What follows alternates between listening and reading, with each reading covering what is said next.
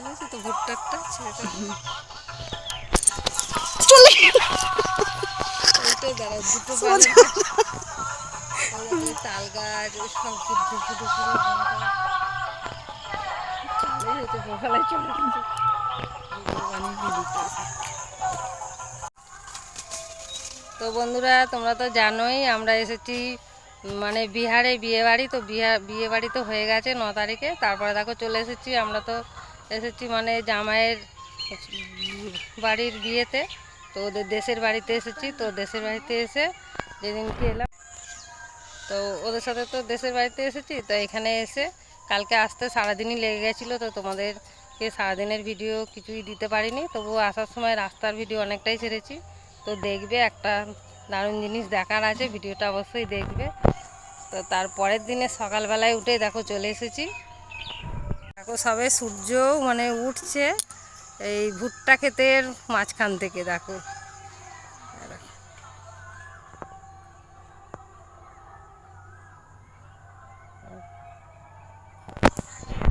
তো আমরা তো ভুট্টা ক্ষেত দেখিনি আমাদের ওখানে কোনোদিন, দেখে তো ভালোই লাগছে। কালকে এসে আর আসতে পারিনি, অনেক রোদ্দুর ছিল। আর সকালেই চলে এসেছি মাঠের দিকে। তো চারিদিকেই ভুট্টা ক্ষেত তোমাদেরকে দেখিয়েছি, দেখবে। তো যাই হোক, ব্লগটা এখান থেকেই শুরু করলাম। তো সারাদিন যা যা দেখবো তোমাদের সাথে সবটাই শেয়ার করব, গ্রামের দৃশ্য। তো শুভ সকাল আমার প্রিয় বন্ধুরা, শাশুড়ি বৌমা রান্নাঘরের নতুন ব্লগে তোমাদের সবাইকে স্বাগত জানাই। আশা করছি যে যেখানে আছো ভালো আছো, সুস্থ আছো। তো আজকে সারাদিন আমি যা যা কাজকর্ম করব সবটাই তোমাদের সাথে শেয়ার করব।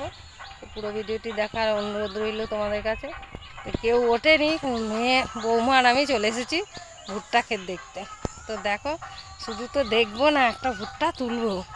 কোনগুলো পেকেছে বুঝতেও পারবো না, জানি না তো, কোনোদিন দেখিনি। বৌমা এই দুটো তুলেছে, তুলে রেখেছে, আর এইগুলো পেকে গেছে। এখান থেকেই ভাবছি একটা তুলবো। তো দেখো বন্ধুরা, তুলছি একটা, এই দেখো।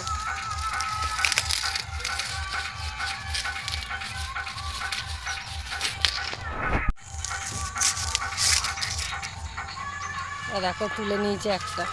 তো জানি না কার ক্ষেত, তো যাদের বাড়ি এসেছি ওরাই বললো, মানে মেয়ের কাকা শ্বশুরা বললো নি যে তুলতে, ওই জন্য তুললাম।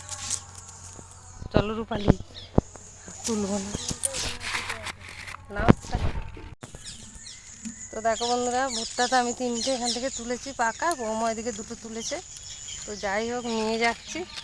তো সারাদিনের কি ভিডিও দিতে পারবো জানি না, কেন এখানে তো মানে জানে না সবাই যে আমি ভিডিও বানাই। তো তুললে কেউ আবার কিছু যদি মনে করে, ওই জন্য ভয়ে ভয়ে কেউ ওঠেনি, তার আগেই চলে এসেছি ভিডিও করতে। তো যাই হোক, ছোট ভিডিও তুলেছি, মানে শর্ট ভিডিও ছেড়েছি, দেখবে। আর যাই যেটুকুনি দিতে পারবো তোমাদের সেটাই শেয়ার করব। তো চলো রাখি, এবার বাড়ির দিকে যাই। দেখো কি সুন্দর মাটি দিয়ে হাঁটছি, খুব ভালো লাগছে জানো তো বন্ধুরা। আমরা তো গ্রামের দিকে আমাদের বাড়ি, কিন্তু ওইদিকে তো বাড়ির বউ, কোনোদিন বাইরে যেতে পারিনি মাঠের দিকে, এইদিকে চলে এসেছি।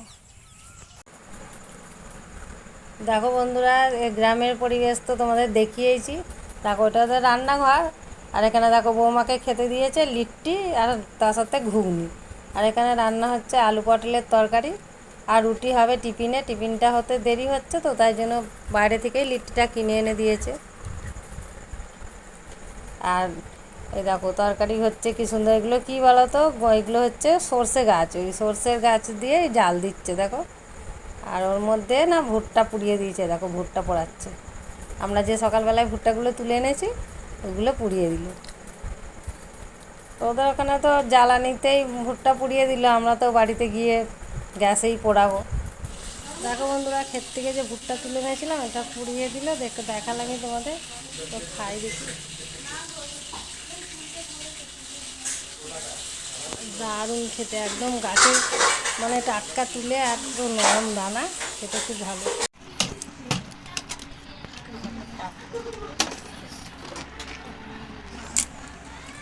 ডাল আর ঝোল তুলে নিয়ে রিসিভ করে ডাল, পাঁপড় ভাজা, স্যালাড আর মাছ। দেখো বন্ধুরা, খাওয়া দাওয়ার পরে তো চলে এসেছি মানে জিলিপি গাছ দেখতে, জিলিপি ফল পারবো বলে। দেখো এখানে একজন ভুট্টা দানা বসাচ্ছে, মানে চাষ করছে ভুট্টা। তো দেখো এটা তোমাদের সাথে শেয়ার করলাম। আর এই দেখো জিলিপি পাড়তে গেছি।